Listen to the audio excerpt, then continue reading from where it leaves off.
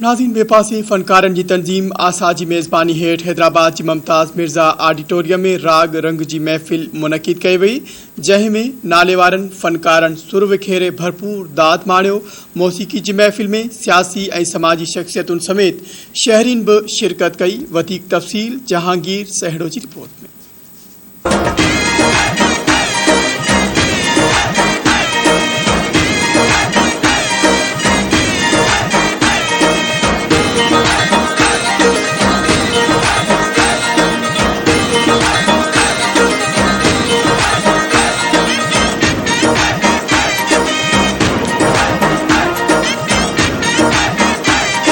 हवाउन के शहर हैदराबाद में मौसीक़ी जे आलमी ॾींहं जे मौक़े ते मुमताज़ मिर्ज़ा ऑडिटोरियम में फ़नकारनि जी तंज़ीम आसा पारां महफ़िल मौसीक़ी जी सुरही सांझ मल्हाई वई। महफ़िल मौसीक़ी जी हिन महफ़िल में सिंध जे नाले वारे मर्द औरत रागिन समेत शहरिन ऐं सियासी समाजी शख़्सियतुनि वॾे अंग में शिरकत कई। प्रोग्राम जो मक़सद इहो आहे वर्ल्ड म्यूज़िक डे मल्हाए वञे पियो, फ़नकारनि जो ॾींहुं आहे ऐं हीअ हर वर्ल्ड में मल्हाए वञे पियो ऐं सिंध में इहो फर्स्ट टाइम मल्हाए रहियो आहे।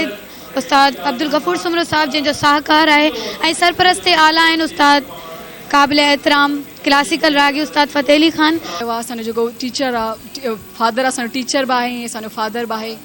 बाबा जो नालो मंठा फ़कीर जुणे जो आहे ऐं असीं राग जा क्लासिस बि घर में हलाईंदा आहियूं। असीं बॉइज़ खे बि सेखारींदा आहियूं ऐं गर्ल्स खे बि सेखारींदा आहियूं। असीं ऑनलाइन क्लासिस वठंदी आहियां। सिर जी सदा सुर में घूर हणी घुरंदो, मथे राय मल्लू कजे चारण न चुरंदो, जूनागढ़ झुरंदो पवंदी झाए झरो। रागिन ऐं शहरिन जो चवण हो त मौसीक़ी रूह जी ग़ज़ा आहे। ॿुसाहट वारे हिन माहौल में जिते कोरोना वबा खां वठी महांगाई ऐं वधल बदअमनी माण्हुनि जो जीअण जंजाल करे छॾियो आहे, उते असां हिकु नंढी कोशिश कई आहे त ज़हनी अज़ियत वारे हिन माहौल मां शहरिन खे ॿाहिरि कढण लाइ मौसीक़ी शाइरी ऐं सुरनि जे ज़रिए माण्हुनि खे महसूस कजे जीअं हू पुरसुकून ज़िंदगी गुज़ारे सघनि। त इन फंक्शन खे मतलब इवेंट कयो आहे, उन्हनि जो नाम आहे उस्ताद आहिनि असांजा उस्ताद गफ़ूर सुमरो ऐं फ़राश आहिनि, उहा मुंहिंजी मम्मा आहे, उहो बि हिते आहे ऐं काशिफ़ साहब आहिनि ऐं ॿिया बि आहिनि हुते मेंबर आहिनि, वो सभु उन्हनि अरेंज कयो आहे। हमेशह अहिड़ा प्रोग्राम असांजे सिंध में थींदा रहंदा आहिनि। सो असांखे असां जेके बि आर्टिस्ट आहियूं, जेके बि सिंगर्स आहियूं, असांखे इन्हनि प्रोग्रामनि जी इलाही ज़रूरत आहे ऐं सो ही असांजे लाइ ही असांजी भलाई आहे जेके सिंध में अहिड़ा प्रोग्राम रखिया पिया वञनि। ऑल सिंध संगीतकार आसा तरफ़ां अॼु मुमताज़ ऑडिटोरियम हैदराबाद में म्यूज़िक वर्ल्ड डे जे हवाले सां असीं ही राग रंग जी जेका तक़रीब मल्हाए रहिया आहियूं।